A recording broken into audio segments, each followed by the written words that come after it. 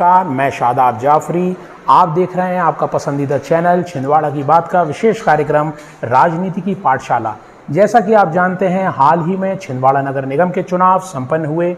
यह चुनाव 7 वर्षों के बाद हुए हैं। पिछले 18 वर्षों से यहां बीजेपी का कब्जा रहा है, लेकिन इस बार देखने में यह आया कि कांग्रेस ने बीजेपी को पछाड़कर यहां पर अपना कब्जा कर लिया है। के परिणामों को 2023 में होने वाले विधानसभा चुनावों का सेमीफाइनल भी माना जा रहा है। आइए इन चुनावों पर हम अपनी एक नज़र डालते हैं। ये चुनाव कुल 48 वार्डों में संपन्न हुए, जिसमें सबसे बड़ी पार्टी बनकर कांग्रेस उभरी, जिसने 48 में से 26 वार्डों पर अपना कब्जा कर लिया। दूसरे नंबर पर बीजेपी 18 सीटों के साथ रही और निर्दलीयों ने 4 सीटों में जीतकर अपना दमखम दिखाया। महापौर प्रत्याशी कांग्रेस के विक्रम आहाके ने 3786 मतों के अंतर से इस चुनाव को जीता। इस चुनाव में सबसे बड़ा जीत का अंतर कांग्रेस प्रत्याशी श्रद्धा बबला पटेल का रहा, जिन्होंने 1200 प्लस वोट से जीत हासिल की। और इन्हीं चुनाव परिणामों में सबसे कम हार का अंतर सुनीता यादव बीजेपी की रहीं, जो कि 8 वोटों से हारी। इन चुनाव परिणामों पर चर्चा करने के लिए विशेष अतिथि के तौर पर हम 2 अपने प्रमुख साथियों विश्वामित्र भटेले और देवेंद्र गोपी ठाकुर को आमंत्रित करने जा रहे हैं। आइए उनसे समझते हैं इस चुनावी गणित को। चलिए तो शुरुआत करते हैं अपने पहले अतिथि देवेंद्र गोपी ठाकुर से। देवेंद्र गोपी ठाकुर जी, आपके लिए मेरा पहला प्रश्न ये है कि ये चुनावी परिणाम क्या संकेत देते हैं? देखिए, चुनावी परिणाम ये संकेत देते हैं कि भाजपा अपनी करनी का जो फल है वो भुगत रही है। तो ये करनी का फल है और कांग्रेस राज अब वापस आ गया है। कमलनाथ ने पूरे दमखम के साथ छिंदवाड़ा में वापसी की है। जो छिंदवाड़ा या कमलनाथ के ऊपर एक दाग था कि नगर निगम में कभी कांग्रेस नहीं आ पाई, तो ये दाग को कमलनाथ ने धोते हुए पूरे दम के साथ अपनी वापसी की और छिंदवाड़ा को प्रदेश का ऐसा जिला बना दिया है कि जहां सभी प्रमुख पदों पर कांग्रेस के नेता पदस्थ हैं और कांग्रेस के राज यहां पर चल रहा है। क्या कांग्रेस की जीत को पहले से तय माना जा रहा था? देखिए, कांग्रेस की जीत तो पहले से तय थी। इसके पीछे का एक बहुत बड़ा कारण ये माना जा सकता है कि 18 साल से भाजपा का शासनकाल है निगम क्षेत्र में। नगर पालिका थी, इसके बाद निगम हुआ। 18 साल एक बहुत बड़ा समय हो जाता है, क्योंकि 1 साल से लेकर के 18 साल तक के एक वोटर तैयार हो जाता है आपका। तो एक जो वोटर नया तैयार हुआ है आपका 18 साल का जो है, वो आपको शुरू से देख रहा है कि आपने शुरू से क्या विकास कार्य किया है। और ये विकास कोई भी नए व्यक्ति के लिए विकास नहीं होता, उन्हें पुराना दौर नहीं देखा है। तो ये तो थी कि आपने बहुत लंबे समय तक राज कर लिया है, आपका बदलाव होना है, ये तो तय था। लेकिन बदलाव इस तरह से होना था, ये एक आश्चर्यजनक था। ये तो तय था पहले से कि पार्षद ज़्यादा आएंगे, लेकिन जो महापौर ने चौंकाया है महापौर के रिजल्ट ने, वो बड़ी बात रही। मेरा आपसे एक सवाल ये भी रहेगा कि इसमें क्या एंटी इनकम्बेंसी को आप जोड़कर देखते हैं? नहीं, देखिए, एक समय के बाद एंटी इनकम्बेंसी की बात आएगी तो वो ये रहता है कि आप अगर कहीं पे ज़्यादा राज कर लेते हैं, आपकी सरकार ज़्यादा समय तक बनती है, तो एक समय के बाद माहौल बनता ही है, क्योंकि लोग विरोध में आपके ही जाएंगे, क्योंकि सरकार आपकी है। कोई भी नियम, कोई भी कानून लागू आप कर रहे हैं तो उसके विरोध में लोग जाएंगे ही जाएंगे, बात होगी। लक्ष्मी कंस्ट्रक्शन की देन है। लक्ष्मी कंस्ट्रक्शन ने अगर सड़क खोद दी है, बरसात हो गई है, पानी भर गया है, तो ढीकरा नगरीय निकाय के ऊपर टूटना ही टूटना है। हमारे साथ मौजूद हैं हमारे दूसरे अतिथि विश्वामित्र जी। आपसे मेरा सवाल ये है कि आप इस परिणाम को किस तरह से देखते हैं? देखिए, ये परिणाम बदलाव की मयार है, लेकिन जैसे कि गोपी जी ने बताया कि पहले से ये तय था, तो मेरा मानना है कि ये चुनाव पहले से तय नहीं थे, परिणाम पहले से तय नहीं थे। अगर ये होता कि पहले से तय होते तो सबसे पहली चीज़ होती कि यहाँ पे बम्पर वोटिंग होती, जो कि छिंदवाड़ा में आम वोटिंग परसेंटेज 75% से 80% हर चुनाव में हम देखते हैं। चाहे वो पिछले हम विधानसभा चुनाव उठा लें, नगरीय निकाय चुनाव उठा लें, तो इस बार वोटिंग परसेंटेज मात्र 67% रहा। हालांकि ये मध्य प्रदेश में सबसे ज़्यादा था, लेकिन छिंदवाड़ा के मान से कम था। और दूसरी चीज़, अगर ये पहले से जीत तय मानी जाती तो मैं ये कहता हूँ कि 3786 वोट की लीड कोई बम्पर लीड नहीं है। हमने ये देखा कि शुरुआती रुझानों में, शुरुआती राउंड्स की जो काउंटिंग चल रही थी, वो लीड महज 550-600 वोट तक सीमित थी। हालांकि आखिरी के जो 2 राउंड थे उसमें वो वोट की लीड बढ़ी है। तो मैं ये मानता हूँ कि ये जो परिणाम है ये बदलाव का है। और जो उन्होंने सही कहा कि जो नए वोटर हैं वो जो नए वोटर आए हैं, अभी 18+ वोटर आए हैं या 18 से 24 वर्ष के वोटर हैं, उन्होंने वो चीज़ें नहीं देखी जो पुरानी हमारे शहर की स्थिति थी, उसमें क्या बदलाव हुए। उनके लिए ये सब चीज़ें नई हैं। और मैं ये इस बात पे ये जोड़ना चाहूँगा कि कांग्रेस ने जब प्रचार अपना शुरू किया तो कांग्रेस का सबसे बड़ा हथियार था सोशल मीडिया। सोशल मीडिया पे कांग्रेस बीजेपी से काफ़ी आगे थी और कांग्रेस ने इस जगह पे सबसे बड़ी स्ट्रेटेजी अपनाई जो वर्ष 2014 में हमारे प्रधानमंत्री नरेंद्र मोदी ने अपनाई थी। जो स्ट्रेटेजी नरेंद्र मोदी ने उसमें अपनाई थी कि विपक्ष को बदनाम किया जाए, विपक्ष को किस तरीके से नीचा दिखाया जाए, वही स्ट्रेटेजी इस बार कांग्रेस ने भाजपा प्रत्याशी के लिए उठाई। क्योंकि भाजपा प्रत्याशी असिस्टेंट कमिश्नर के पद पे कार्यरत थे, तो उन्होंने उनको लिफाफा बाबू का टैग दिया। उन्होंने ये प्रत्याशी से ये जोड़ करके दिखाया कि नगर निगम छिंदवाड़ा में किस प्रकार कमीशनखोरी चलती है, किस प्रकार भ्रष्टाचार चलता है और किस प्रकार भ्रष्टाचार का राज है वहाँ पे। तो उन्होंने इस चीज़ को सीधे सीधे तौर पे प्रत्याशी से जोड़ दिया, जो कि मैं समझता हूँ कि आज के दौर में क्योंकि जो 18 से 22-23 साल के युवा हैं वो मीम को ही न्यूज़ समझते हैं, वो मीम को ही कंटेंट समझते हैं और मीम को ही सत्य समझते हैं। तो जो मीम बनते चले गए वो सत्य सिद्ध होता चला गया। क्या इस महापौर में दोनों प्रत्याशियों के बारे में आप क्या सोचते हैं? कोई कमज़ोर पहले से था या पार्टी का महापौर का कैंडिडेट बदलना चाहिए था किसी पार्टी को? देखिए, प्रत्याशी तो दोनों बदले गए थे, दोनों प्रत्याशी नए थे। विक्रम आके जो कि 32 वर्ष के युवा हैं और युवाओं को टारगेट करते हुए, चूँकि पिछले हम अगर देखें तो वर्ष 2018 के बाद से, जब से पूर्व मुख्यमंत्री कमलनाथ शासन पे बैठे थे, उसके बाद से उन्होंने ये एक लाइन शुरू करी थी कि युवाओं को हम आगे लाएंगे। उसी तौर पे 2019 में उनके पुत्र नकुलनाथ यहाँ से सांसद बने और उसी चीज़ को आगे बढ़ाते हुए महापौर प्रत्याशी भी युवा घोषित किया गया था। वहीं भारतीय जनता पार्टी के पास चूँकि सीट ST आरक्षित हो गई थी और उनके पास उम्मीदवार का टोटा था, तो उन्होंने असिस्टेंट कमिश्नर अंतु धुर्वे को अपना उम्मीदवार बनाया। दोनों उम्मीदवार नए थे। शुरुआत में राजनीतिक गलियारों में ये चर्चा थी कि कांग्रेस वॉकओवर दे रही है भारतीय जनता पार्टी को, चूँकि ये माना जाता है कि भारतीय जनता पार्टी जब चुनाव लड़ती है तो उसका संगठन चुनाव लड़ता है, वहाँ पे कार्यकर्ता चुनाव लड़ता है। भारतीय जनता पार्टी को कार्यकर्ताओं की पार्टी कहते हैं, भारतीय जनता पार्टी को बूथ की पार्टी कहते हैं। तो बूथ इन लोगों का टारगेट हमेशा रहा है, लेकिन इस बार ये देखने में आया है कई वार्डों में पाँचों बूथ भारतीय जनता पार्टी हारी है। जिन वार्डों में 4 बूथ हैं वहाँ 4 बूथ हारी है। कई वार्डों में जब हमने देखा कि जैसा आपने बताया शुरुआत में कार्यक्रम की, वार्ड क्रमांक 35 से श्रद्धा बबला पटेल जो 1200+ वोट से जीती हैं, तो स्वाभाविक सी बात है वहाँ किसी बूथ पे भी भारतीय जनता पार्टी को लीड नहीं मिली होगी। गोपी जी, मेरा अगला सवाल आपसे है कि आप बीजेपी की हार को किस तरह से देखते हैं? देखिए, भाजपा की हार तो सीधी बात यह है कि भाजपा की हार संगठन की हार कहलाएगी। संगठन की हार भी इसलिए कहलाएगी क्योंकि सभी को मालूम है, ये बात किसी से छुपी नहीं है कि भाजपा वर्तमान में 2 फड़ में काम कर रही है।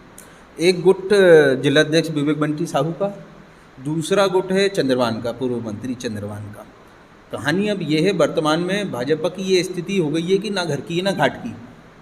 तो समस्या ये है कि इनके साथ इनको मेलजोल करने वाला कोई बचा नहीं। कार्यकर्ता की स्थिति ये हो गई कि वो जाए किसके पास शिकायत लेकर के, क्योंकि चंद्रवान के गुट वाले अगर बंटी के पास जाएंगे तो सुनवाई ना होगी, बंटी वाले चंद्रवान के पास जाएंगे तो उसे लताड़ा जाएगा। अब कार्यकर्ता भी आपस में मन बैठा करके बैठा हुआ है कि भैया एक बार घर पे ही बैठ जाएँ। इस बार चुनाव में कार्यकर्ता भी घर पे ही बैठा, उन्होंने बिल्कुल मन बना लिया था कि इस बार काम नहीं कर पाएंगे, क्योंकि ये स्थिति भी साफ खुल करके आई है कि पूर्व मंत्री ने जिस तरीके से इस बार काम किया है, ये तो माना जाएगा कि इसमें चुनाव में बहुत हद तक के गलती अगर निकल करके आएगी तो संगठन की निकल के आएगी। और एक सीनियर नेता होने के नाते चौधरी चंद्रवान सिंह को मैदान में उतरना था और मोर्चा संभालना था। अब उनका कहना यह है कि भाई विवेक बंटी साहू और उनकी पड़ती नहीं है, ये जग जाहिर है, लेकिन उनको वो दौर भी याद करना पड़ेगा कि जिस समय में विवेक बंटी साहू भाजपा में थे उस समय उनके साथ चौधरी चंद्रवान सिंह का नेचर था, व्यवहार था, वो किस तरीके का था। तो दोनों एक दूसरे के पूरक है। भाई तुम जिस समय पावर में थे, तुमने जो विवेक बंटी साहू के साथ व्यवहार किया, आज वो तुम्हारे साथ हो रहा है, उसमें गलती क्या है। लेकिन उस समय भी बात ये रही कि उस समय भी आप जीत करके आए, संगठन मजबूत किया गया। महापौर भाजपा के बैठे, योगेश सदारंग के यहाँ कांता सदारंग जो बनी थी उस समय में वो बनी। आपको संगठन के साथ तो चुनाव लड़ना पड़ेगा, आपको अपनी पार्टी को तो जिंदा रखना पड़ेगा, लेकिन नेता अपने आप को इतने बड़े समझने लग गए हैं कि उन्हें संगठन से ऊपर खुद का अहम नजर आने लगा। मित्र जी, मैं अब आपसे ये जानना चाहूँगा कि इस चुनाव परिणामों में आप कांग्रेस के अच्छे प्रदर्शन को किस तरह से देखते हैं? क्या इसके पीछे कमलनाथ जी के अच्छे मैनेजमेंट को या बीजेपी में होने वाली आपसी गुटबाजी को देखा जाए? देखिए, इसके दोनों प्रमुख कारण हैं कि छिंदवाड़ा में कांग्रेस कभी चुनाव नहीं लड़ती, छिंदवाड़ा में कमलनाथ चुनाव लड़ते हैं। यहाँ पे कमलनाथ के नाम पे चुनाव लड़ा जाता है। आप कोई भी चीज़ उठा लीजिए, यहाँ पे विधानसभा हो, नगरीय निकाय हो, कुछ भी हो, यहाँ पे पूर्व मुख्यमंत्री कमलनाथ और सांसद नकुलनाथ का नाम लिया जाता है। दूसरी चीज़, सबसे प्रमुख कारण जो मुझे समझ में आता है वो है टिकट वितरण। टिकट वितरण में जो गलतियाँ हुई, जहाँ पे प्रत्यक्ष तौर पे हमें गुटबाजी सामने दिखी। कोई दिग्गज नेता दूसरे दिग्गज पार्षदों को हराना चाहता है, कोई दिग्गज नेता दूसरे दिग्गजों को टिकट ही नहीं देना चाहता। जैसे मैं बात करूं वार्ड क्रमांक 39 की, जहां पे पूर्व पार्षद मिलिंद खुटाटे अपनी पत्नी को चुनाव लड़ाते हैं और वो 365 वोट हासिल कर लेती हैं। वहां पे भारतीय जनता पार्टी के प्रत्याशी अनुभूति परेश सिन्हा की 267 वोटों से हार होती है। वो सीधे वोट अगर भारतीय जनता पार्टी को जाते तो भारतीय जनता पार्टी के लिए परिणाम कुछ और हो सकते थे। वहीं बात करें नितिन खंडेलवाल वार्ड क्रमांक 43 से, जिनकी हार मात्र 23 वोट से हुई है और उनके इसमें भी प्रमुख कारण देखा जा रहा है निर्दलीय उम्मीदवार सुरेश केवलारिया, जिन्हें 300 प्लस वोट हासिल हुए। वहीं जो सबसे कम वोटों से हारे पूर्व सभापति सुनीता यादव, जैसा कि आपने बताया, उस वार्ड में भी मैडम पाल, कृष्णा पाल जी की धर्मपत्नी चुनाव लड़ी थी, उन्हें 500 प्लस वोट मिले। वो वोट अगर भाजपा में बंटते तो शायद परिणाम कुछ और हो सकते थे। ऐसे अन्य वार्ड और हैं जहाँ पे हमें ये चीज़ें देखने मिली हैं। दूसरी चीज़ ये कि अगर भारतीय जनता पार्टी यहाँ चुनाव हारी है, नगर निगम का चुनाव हारी है, तो यहाँ पे वो कहावत भी सिद्ध हो रही है कि आज तेरी जीत से ज़्यादा हमारी हार के चर्चे हैं। और इस हार के चर्चों में सबसे मुख्य चर्चा यही है कि भारतीय जनता पार्टी को गुटबाजी ले दूँगी। और छिंदवाड़ा में जो हमने मध्य प्रदेश की राजनीति में पिछले कुछ वर्षों से देख रहे हैं, जो लोग विधायक दल बदल करते थे, आज यहाँ गुटबाजी का दल बदल हुआ है। जो गुटबाजी के लिए कांग्रेस पार्टी बदनाम थी, आज वो गुटबाजी भारतीय जनता पार्टी को ले डूबी। जो गुटबाजी भारतीय जनता पार्टी की यूएसपी थी, आज वही गुटबाजी भारतीय जनता पार्टी का सबसे वीक पॉइंट बन गया। जो गुटबाजी चीज़ें हमें देखने मिली, जैसे कांग्रेस पार्टी में अगर हम बात करें, युवक कांग्रेस की बात करें, युवक कांग्रेस में जिला कार्यवाहक अध्यक्ष से लेकर के तो नगर युवक कांग्रेस अध्यक्ष, ये इनफैक्ट NSUI अध्यक्ष तक आज आपको साथ दिखेंगे। ये पहले कभी साथ नहीं दिखते थे। लेकिन आज वहीं हम बात करें युवा मोर्चा की, भारतीय जनता पार्टी युवा मोर्चा की, नगर युवा मोर्चा अध्यक्ष दोनों मंडलों के साथ रहते हैं, जिला युवा मोर्चा अध्यक्ष अलग रहते हैं। ये तीन कभी हमको साथ नहीं दिखे। तो ये गुटबाजी प्रत्यक्ष तौर पे सामने आती है और यही चीज़ें जो है परिणामों में साफ जाहिर हुई हैं। तो क्या इन चुनावों को आने वाले विधानसभा चुनाव 2023 का सेमीफाइनल समझा जाए? जी बिल्कुल। अगर यही चुनाव समय से हो जाते, आज से 3 साल पहले हो जाते, तो ये सवाल उठता ही नहीं। लेकिन चूंकि वर्ष 2023 में विधानसभा चुनाव हैं और आज हम जुलाई 2022 में बैठे हैं, आज से लगभग 1.5 साल बाद चुनाव है, जिसमें आचार संहिता 1 साल बाद लग जाएगी। तो लगभग 1.5 साल बाद चुनावों में ज़रूर इसको सत्ता का सेमीफाइनल माना जाएगा और भारतीय जनता पार्टी को इस पर प्रमुखता से विचार करने की ज़रूरत है कि कहाँ गलती रही है, किस चीज़ को कैसे सुधारा जा सकता है, किस चीज़ को कैसे मैनेज किया जा सकता है। चूँकि भारतीय जनता पार्टी अभी सत्ता में है और इस चीज़ का मैनेजमेंट काफ़ी ज़रूरी है। अगला प्रश्न गोपी जी मेरा आपसे रहेगा कि अब जो नई नगर निगम गठित होने जा रही है, इसके आने वाले कामों को आप कैसा देखते हैं? देखिए, नगर निगम तो गठित होने जा रही है, कांग्रेस की अच्छी बात है, लेकिन इसमें समस्या ये आएगी, ये पिछले समय में भी हम देख सकते हैं। पिछले समय में जब भाजपा की निगम थी, इस समय महापौर निगम में भाजपा का था और 15 महीने के लिए कांग्रेस की सरकार आ गई थी राज्य में, तो उस समय जो परेशानी का सामना निगम को करना पड़ा था, फंड का अभाव था, तरह तरह की परेशानियां हो रही थी, नई स्कीम कोई पास नहीं हो पा रही थी। ये परेशानी अब निगम को इनको झेलनी पड़ेगी क्योंकि राज्य में भाजपा की सरकार है। ये यहाँ पर तो आकर के बैठ गए हैं, लेकिन जो भी फंड वगैरह का अभाव है वो समस्या इनके साथ आएगी। दूसरी बात, ये जो जीत हार की अभी आपने विश्वामित्र से प्रश्न किया, इसका एक मेरे को ये भी दिमाग में आई कि इसके पीछे एक बहुत बड़ा फैक्टर ये बना कि अनंत ध्रुवे प्रत्याशी माने जा रहे थे जीते हुए। और जीते हुए क्यों माने जा रहे थे? क्योंकि वो निगम से जीते हुए थे। माना ये जा रहा था कि निगम उनको सपोर्ट करेगा, लेकिन सिर्फ कमलनाथ के एक बयान ने वो बाजी पलट दी। कमलनाथ ने बयान दिया कि विनियमित कर्मचारियों को नियमित करेंगे। इस पर निगम के कर्मचारी पलट गए और उन्होंने अपने नेता को छोड़ करके, जो उनके स्थानीय जो साथ के लोग थे, उनको छोड़ते हुए किसको वोट दिया? कांग्रेस की ओर जाकर के वोट दिया। इसी बात पर आप क्या सोचते हैं? मैं इस बात में एक और चीज़ जोड़ना चाहूँगा कि जो हमें हमारे सूत्रों से भी खबर लगी है, या जो लोगों ने कयास लगाए, अब मैं खबर तो क्या ही कहूँ, जो लोगों ने कयास लगाए हैं वो ये भी कयास लगे हैं कि जिस प्रकार ये माना जा रहा था, जैसे गोपी भाई ने बताया कि सरकारी कर्मचारी जो हैं पूर्णतः समर्थन करेंगे अनंत ध्रुवे का, वो हमें देखने नहीं मिला। जो बातें सामने आई हैं वो ये आई हैं कि कलेक्ट्रेट के कर्मचारियों ने इस चीज़ का पुरजोर विरोध किया है और विक्रम आहाके के पक्ष में वोटिंग करी है। और मेन जो है लीड का इनका कारण, जैसे आप देखें कि वार्ड क्रमांक 35 से महापौर को लगभग 1000 प्लस वोट की लीड मिली है। वहीं वार्ड क्रमांक 13 से धर्मेंद्र मागो जी के वार्ड में, वहाँ से भी कांग्रेस प्रत्याशी विक्रम आहाके को लगभग 700 वोट की लीड मिली है। तो ये लीड कैंडिडेट के पे भी निर्भर करी है कि जहाँ कांग्रेस का कैंडिडेट बहुत स्ट्रांग था, वहाँ पे कांग्रेस के कैंडिडेट को बम्पर लीड मिली है। जैसे अगर हम देखें छोटी बाजार क्षेत्र जो आता है वार्ड क्रमांक 26, वहाँ से जो प्रत्याशी थे सुमति नरेंद्र जैन, उनके विपक्ष में करण हरिओम सोनी, जिनकी टिकट काट करके वापस टिकट दे करके उनकी टिकट काटी गई थी, जिस वजह से वो निर्दलीय खड़े हुए थे। वहाँ पे निर्दलीय प्रत्याशी तो 53 वोट से जीते, लेकिन भारतीय जनता पार्टी के महापौर प्रत्याशी को वहाँ से 480 वोट की लीड मिली थी। तो जो इस बार बहुत असमंजस की स्थिति रही और वो चुनावी परिणामों में रिफ्लेक्ट हुई है। इसमें मेरा एक महत्वपूर्ण सवाल आप दोनों से ही था कि इस बार मुस्लिम बाहुल्य क्षेत्रों में ये देखा गया कि जो पिछली बार वोट परसेंटेज बढ़ रहा था वो इस बार बिल्कुल धराशायी हो गया, तो उसके क्या कारण मानते हैं आप? देखिए, मुस्लिम बाहुल्य क्षेत्रों की बात की जाएगी तो जो वोटिंग परसेंटेज बढ़ता था, इस बार वो वोटिंग परसेंटेज बीजेपी के पक्ष में आया ही नहीं।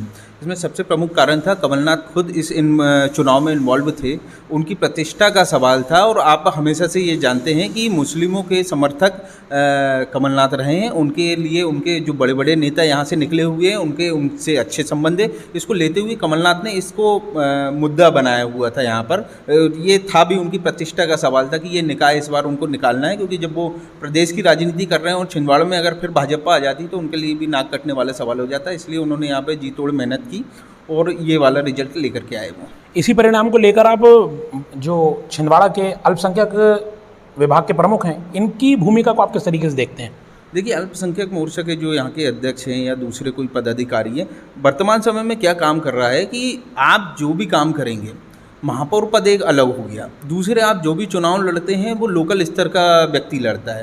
पहचान लोकल स्तर पे होती है। पार्षद चुनाव ऐसे होते हैं कि जो आपसी संबंधों के आधार पर लड़े जाते हैं। आपसी संबंध अगर आपके अच्छे हैं तो वो जीत जाएगा, अगर नहीं है तो फिर वो भी नहीं जीत पाएगा। वो मुसलमानी एरिया से अगर कोई मुसलमानी कैंडिडेट भी खड़ा होता है तो भी वो वहाँ से हट जाएगा। उसके साथ समस्या ये होती है कि आप ज़मीन से जुड़े हैं कि नहीं। अगर आप कार में बैठ करके आ रहे हैं और आप सोच रहे हैं कि मैं पार्षद का चुनाव यहाँ से जीत जाऊँगा, तो वो पॉसिबल नहीं है। ऐसे आपने कई उदाहरण अभी देख चुके हैं। ये भाजपा और ये कांग्रेस दोनों के लिए एक बड़ा उदाहरण है कि आगामी समय में अगर हम किसी भी ज़मीन से जुड़े हुए व्यक्ति को टिकट देते हैं तो हमें उसके लिए उतनी मेहनत करने की आवश्यकता नहीं होती। इसका सीधा जीता जागता उदाहरण आपको वार्ड क्रमांक 33 से मिलेगा, जिसमें श्रद्धा बबला पटेल ने चुनाव जीता है। आपको बता दूं कि श्रद्धा बबला पटेल वही बबला पटेल है जो पिछला चुनाव हारे थे। 5 साल उन्होंने उस वार्ड में मेहनत की और वार्ड में मेहनत करने के बाद रिकॉर्ड मतों के साथ 1250 प्लस मतों के साथ उन्होंने विजयी बने हैं। और मैं ये भी दिमाग में रखते हैं कि अगर नगरीय निकाय यहाँ पर गठित होती है तो वो अध्यक्ष पद के लिए प्रबल दावेदार उनके श्रद्धा बबला पटेल मानी जाएगी, क्योंकि सर्वाधिक उन्होंने वहाँ से लीड भी दिलाई है। विक्रम आहाके को भी वहाँ से लीड बहुत। आज के कार्यक्रम का आखिरी सवाल विश्वामित्र जी आपसे, आप अध्यक्ष पद का दावेदार आप किसको मानते हैं? देखिए, बहुत महत्वपूर्ण सवाल है कि नगर निगम अध्यक्ष पद पे कौन बैठेगा, चूँकि कई दिग्गज नेता इस चुनाव में हार चुके हैं। जैसे अजय सिन्हा जी की पत्नी यह चुनाव हारी हैं। तो मेरे मानने से कि चूँकि महापौर एक युवा बैठे हैं तो अध्यक्ष पद के लिए किसी वरिष्ठ और अनुभवी व्यक्ति को कमलनाथ चुनेंगे और मेरी नज़र में सबसे इसके प्रबल दावेदार चंद्रभान देवरे माने जा रहे हैं, क्योंकि चंद्रभान देवरे के पूर्व कैबिनेट मंत्री दीपक सक्सेना से भी अच्छे संबंध हैं और कमलनाथ के पुराने सिपाही हैं चंद्रभान देवरे, तो चंद्रभान देवरे इसके प्रबल दावेदार हैं। तो ये था हमारा आज का खास कार्यक्रम, जिसमें दोनों अतिथियों ने बहुत ही अच्छे सवालों के जवाब दिए। आप सभी लोगों से अपील है, आप इसी तरह से हमारे चैनल के साथ जुड़े रहें।